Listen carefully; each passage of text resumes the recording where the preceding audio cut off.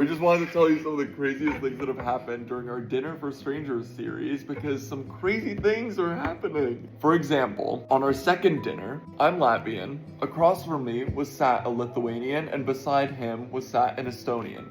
The three Baltics, unknowingly, all in a room together. Insane. The dinner after that, we get up from the table. They're all wearing like crazy colorful socks with like little images on them. Then the other night, we found out that almost everyone at the table was very musically talented, with the exception of myself. They tried to get me to sing, but He wouldn't sing. Oh, and then another thing that happened, one person came to a dinner and we got to know him. He was super kind, super cool. We met him on the street at one of our pop-ups. And then a couple dinners later, we're sitting around the table and people are talking like, oh, I went to this college. And I was like, oh, I thought I'd heard that college at a former dinner. And then they were like, oh yeah, I know this person that went to this college and works at this place. And we're like, oh, the person we knew went to this college and works at this place.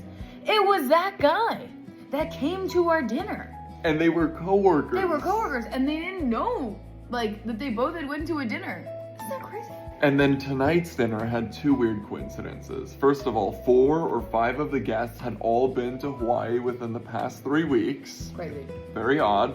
And then me and one of the women across from me both have the same favorite movie and both watched it the same way the first time we saw it, which was in our college dorm room, common hall, with our college friends right before COVID. We both watched it that way the first time we saw it. We both declared then that that was our favorite movie. That's what makes these dinners so beautiful, is that you realize how much you have in common with strangers just by going to dinner with them. We have a lot more in common than we think. If you want to come to one of these dinners, You could go to www.dumo.app and tell us a little about yourself, and then expect a text from either myself or Nils, and we will FaceTime you to get to know you because we are making sure people are real around here. We cannot wait to see you there.